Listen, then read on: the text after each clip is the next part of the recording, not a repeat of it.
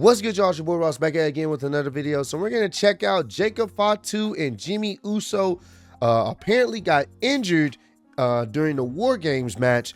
New WWE champ, WTF Women's Wargames, and just WWE Survivor Series as a whole. I did hear that Jacob and Jimmy legitimately may have gotten injured during the match. The men's Wargames match was truly fantastic. It was a car wreck. It was intense.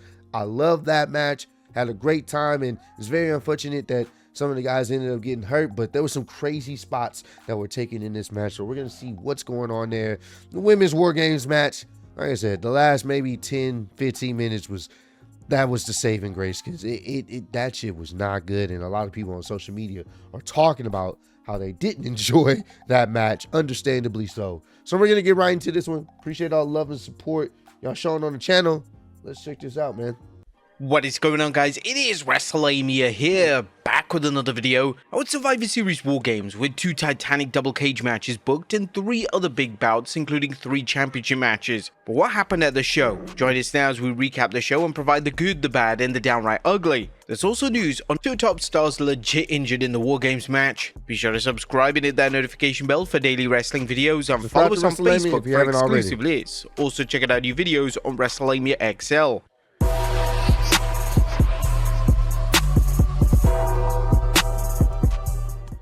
But let's start off with the women's War Games match as Rhea Ripley, Bianca Belair, Naomi, Io Sky, and Bayley take on the Judgment Day of Liv Morgan and Raquel Rodriguez, Nia Jax, Tiffany Stratton, and Candice LeRae. Now, this is a wild spot fest that sees plenty of carnage, including tables, chairs, kendo sticks, trash cans, and even a toilet seat, one that was even used during a stink face that Naomi delivered to Nia Jax. Yeah, a stink face with a toilet seat on your head is actually crazy. Yeah, Tiffany Stratton mulls over cashing in a Money in the Bank briefcase on Liv Morgan or Nia Jax, but waits too long and Io Sky sprays her with a fire extinguisher.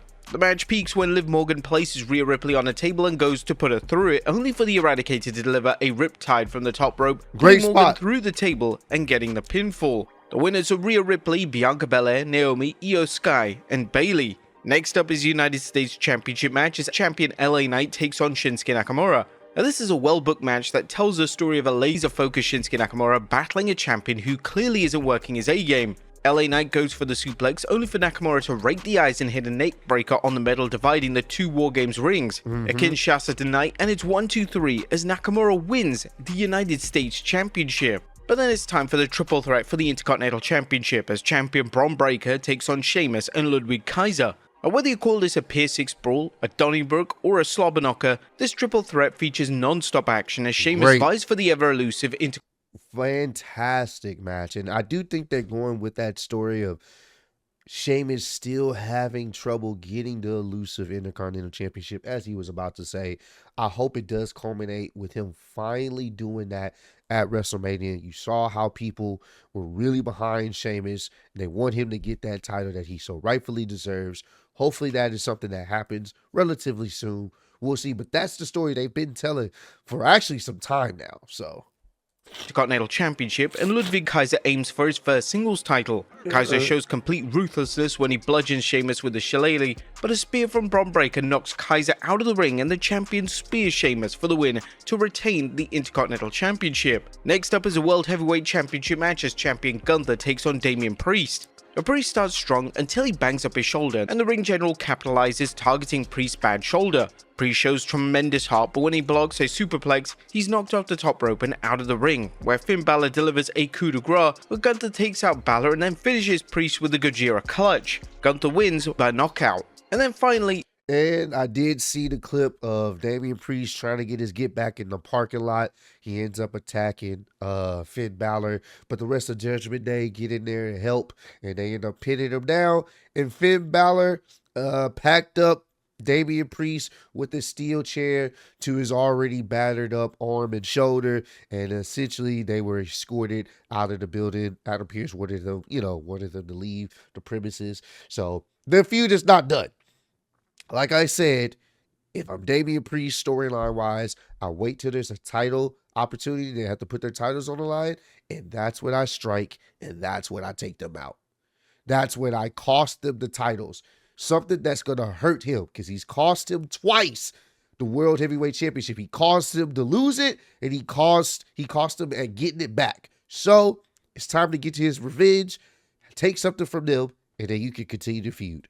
It's the men's Wargames match as Roman Reigns, the Usos of Jay and Jimmy, Sami Zayn and CM Punk with Paul Heyman take on the bloodline of Solo Sikoa, Jacob Fatu, Tama Tonga and Tongaloa, and Bronson Reed. So fun. This match is really the Jacob Fatu show as a Samoan werewolf dominates everyone in his path. Solo Sikoa locks the door, preventing Roman from getting through it, but Roman climbs the cage, taking out a new bloodline and getting his teammates to their feet. Roman and Punk look ready to fight each other, but Paul Heyman shows up and encourages them to stand together. It's a wild fight, but the OG Bloodline and Punk rally, taking out Solo's allies before the babyfaces hit their finishes on Solo, and Reigns spearing Sikoa for the 1-2-3 as Roman Reigns, the Usos, Sami Zayn and CM Punk win the men's Wargames match. Everyone celebrates, congratulating CM Punk for his assistance, everyone but Roman Reigns. However, Sami talks Roman into shaking Punk's hand. Roman extends his hand and Punk shakes it in the sign of mutual respect. Punk hugs Paul Heyman and tells him when he needs that favor, he'll ask it. Heyman just tells him he'll get it. All 5 men then pose on the entrance before Survivor Series closes out. That was a quick review of the show. What about the good, the bad, and the downright ugly?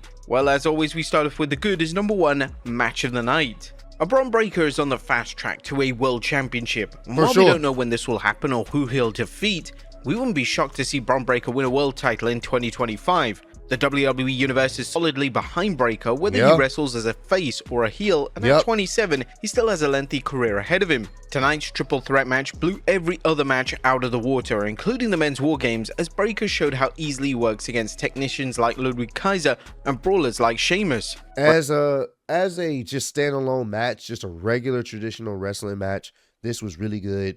Fantastic. Damn, it was match of the night, just off match alone.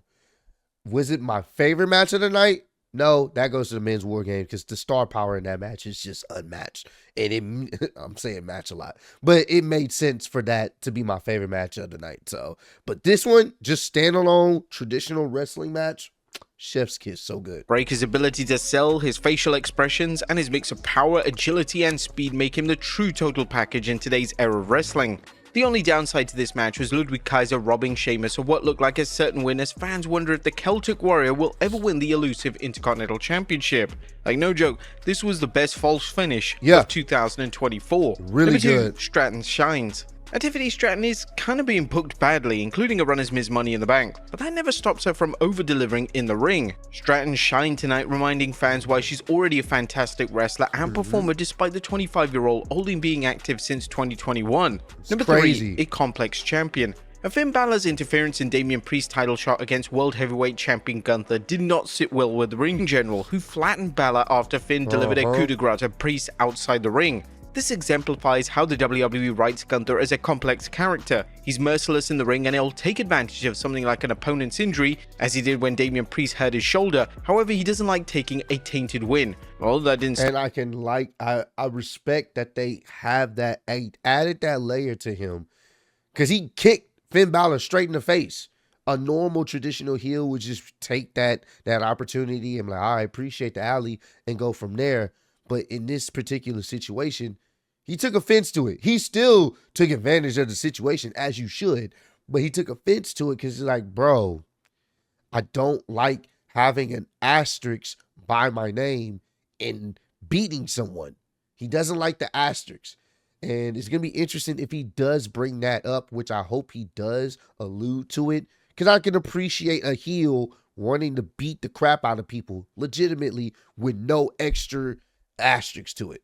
Stop him from throwing Priest into the ring and beating him, which adds another dimension to him as champion. It'll be fascinating to see how Gunther interacts with Finn Balor after Balor's actions tonight. Number 4, Shinsuke Nakamura is back. Shinsuke Nakamura's recent return, repackaging, and title win tonight showed how nearly any wrestler can be rehabilitated after years of misuse. Now, this is a fact that actually blew us away, as Wrestle Features even tweeted that this was Nakamura's first pinfall win on a PLE since 2020. Wow. In any event, it's his first title win since capturing the Intercontinental Championship from Apollo Crews back in 2021. Shinsuke's match against LA Knight was huge, as a loss would have cemented the fans' perception that he's stuck as a challenger and he has no... And I get that. That's why I understand. I just thought it was really soon how they pushed this, because this match literally came about within a couple weeks ago, like 2 weeks ago. So that was my only thing. I didn't have a problem with Shinsuke winning. I think the ultimate goal should have been Shinsuke winning in the feud. I was just very surprised how quick it was. If I would have did something, I probably maybe would have did like a DQ finish or something like that. I know people don't like that, but I would have did something of the sort. But that's neither here nor there. The fact that he is the new United States champion, that is pretty impressive in the sense of how long he's been booked like trash, or not trash, but so per se, he's been booked like a person that you can't take seriously to win the big matches. So it's a double-edged sword. I don't know if I would have pulled the trigger there. Hell, I don't know if I would have just rushed this match, but I also am not upset that he did win because I think Shinsuke deserves some type of momentum going forward. No chance of becoming a champion. Now that's changed now, and there's no telling where things will go on from here other than the fans are in for some entertaining matches, as Nakamura can go with anyone. While some fans are already disappointed that Carmelo Hayes or even Andrade didn't get the title, the win was a surprise and a good incentive for longtime wrestlers to realize it's never too late to jump back into the spotlight. Number 5, CM Punk works with his head, not with his back. The CM Punk had his work cut out for him when he entered the Wargames match, but the veteran showed how to work smart, in this case grabbing a toolbox and bludgeoning every member of the new bloodline with it. I love this spot. This was so fucking fantastic. This is such a fun spot. Him just beating the hell out of people with a red toolbox. Fucking love it, bro. Number 6, the Reigns Punk drama makes all the difference. Yes, it now, does. unlike the women's match, tonight's men's Wargames match had a powerful story driving it, the tale of a bloodline civil war. It also added to the drama of CM Punk and Roman Reigns' uneasy alliance, which looked to crumble before either man got into the match. This element added another layer to an already fantastic storyline and played out throughout the match, up until the very end. Punk jumped ahead of Reigns to enter the Wargames match, and later Reigns accidentally speared Punk, leading to further questions about this fragile unit. Now, fortunately, everyone showed their professionals and rallied, finishing a great story. Number 7, an epic Wargames match. Did CM Punk do for Wargames what he did for Hell in a Cell against Drew McIntyre? Restore the match to its former glory? Well, that's not the case, as although Punk put in a fantastic performance, as everyone delivered tonight, the Wargames match has lots of action and told a fantastic story of 4 longtime allies getting an outsider's help to overcome a much stronger and much more vicious team through teamwork and heart. This year's men's Wargames match is going to be tough to top, but knowing the WWE's roster's dedication to excellence, fans have much to look forward to, as you know the men's roster will look to raise the bar even higher for Wargames 2025. And Jacob Fatu is unstoppable. Tonight, I said it last night. Jacob Fatu is the MVP for Wargames last night. Simple as that. He was the MVP. He took himself out the match. It's the only way he was stopped. It was fantastic. Can't wait for them when he finally, gets on his own and what he's going to do, bro. He is the future, bro. Tonight was the night that Jacob Fatu proved that he's not only unstoppable in the ring, there's no stopping his meteoric rise to the top. Yes, the Samoan Werewolf has enjoyed a mega push, but he's made sure to capitalize on this momentum, showing the fans everything he's capable of as a performer. Like Bron Breakker, Jacob Fatu is headed to the top sooner than later. Tonight's performance wasn't the first time he's impressed fans, but it added even more fuel to the rocket strapped to his back. But that was the good. What about the bad? As number 1, a disappointing opener. The women's Wargame match was a bit of a disappointment, particularly when you compare it to the past 2 women's Wargames matches, which were superior to the men's matches. The WWE made a serious blunder by having Nia Jax start the match, which slowed things down too much. It also didn't help that she looked outclassed by everyone else in the match. The match also suffered from the lack of storylines driving it, other than Rhea Ripley wanting revenge. And that's another thing that I definitely noticed. There really is no big story outside of Rhea and Liv. That's the story.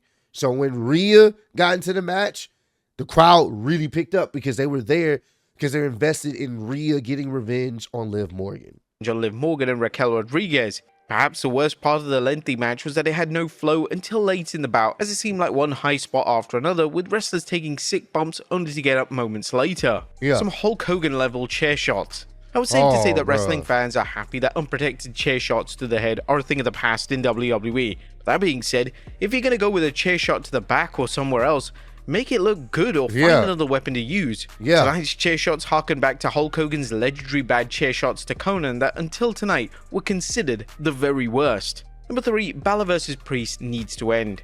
Finn Balor's attack I on... know a lot of people don't want to see this again. I've seen it on social media. Can we end this? I thought it was done. That's why I was like, I didn't see this coming again because he already beat him. He moved on. Like I said, I thought this was done. I thought it was. Apparently, it's not. That's why I'm in. Damian Priest just teach this nigga a lesson and get this over with. On Damian Priest during Priest's title match against Gunther was unnecessary and an example of a feud overstaying its welcome. Balor vs. Priest was a solid program, but both men need to move on. Sadly, the WWE's tendency to stretch feuds out, particularly when a wrestler says they're putting the feud behind them, is a defect the writing team needs to work on. Yeah. Number 4, another wasted opportunity adds to the boredom. Suspense is a great storytelling tool, but Tiffany Stratton's repeated failures at cashing in a Money in the Bank briefcase are no longer entertaining. Stratton is already suffering from her association with Nia Jax, and the WWE wasted the perfect opportunity for her to cash in her briefcase when both Liv Morgan and Nia Jax were laid out. Fans would have forgiven the WWE for the endless teases had she cashed it in tonight. Instead, it's doubtful many fans even care anymore. An ad overload. TKO Holdings' determination to squeeze ads into every square inch of its screen has undoubtedly resulted in significant revenue, but at what point will it stop? Will the WWE go the NASCAR route and have wrestlers start wearing sponsorship logos on their ring gear? Is the ref going to start wearing logos? I know the WWE isn't going to stop its advertising blitz, but we're still going to call it out for reaching obnoxious levels. Now, there was nothing downright ugly. Even though the women's Wargames match was a weak start to the show, Survivor Series picked up the pace, ending with a dynamite men's Wargames match and likely making fans forget about the troubled start. Yeah. One thing that was certainly a little disappointing was no appearance from The Rock, the man who gave a cryptic message at the end of Bad Blood. So what was that all about? We still don't know. Even though the night finished up quite well, it would have been great to see The Rock actually turn up and give maybe another cryptic clue or call out Roman Reigns or do something. It was definitely a decent PLE, but would have been better with some twist right at the end. But what do you guys think of Survivor Series? But just before we end, 2 top stars legit injured in the Wargames match. I was concerned that Jacob Fatu may have injured himself during the Wargames match. Fatu seemed to land wrong when he dived off the top rope and missed a move. Fatu seemed to favor his leg for the rest of the match, and although he continued working, leading to concerns he may have injured himself. However, unfortunately, it's not just Jacob Fatu who was injured during the match, as during the post-show press conference, Jey Uso confirmed that his brother Jimmy Uso broke his toe during the Wargames match. This is presumably where he took a dive off the top of the cage onto Jacob Fatu through the table. It seemed that he may have landed awkwardly during it, and Jimmy Uso just came off a lengthy injury, so hopefully he won't be taking too much time out for the rest of the year. We're wishing them both a speedy recovery. But there you have it, folks. I don't know if the Jacob Fatu, that may be a storyline situation because they've definitely done that before. So that could be a storyline situation on why he got taken out. But it makes sense. The only person that takes out Jacob Fatu is Jacob Fatu. He has not looked weak yet. And I can appreciate that. Wishing Jimmy a speedy recovery. That spot, anything off the top of the cell is just, it's high risk, high reward. Fantastic either way when it comes to just the carnage in a Wargames match that they showed and displayed. It was fantastic. I enjoyed it. I know a lot of people were disappointed that The Rock wasn't going to show up, and it looked like they were setting up something, but I do think at some point it's going to happen. Maybe right for Netflix, I could possibly see that happening, but it's okay because they have plenty of time to build that story from the rest of the year all the way to WrestleMania next year. They have plenty of time. We don't even have to rush it. So comment down below. Let me know what other wrestling related videos y'all want me to check out, man. Appreciate all love support y'all showing on the channel recently. Road to 150K. Appreciate y'all kicking with me. See you on the next one. Peace.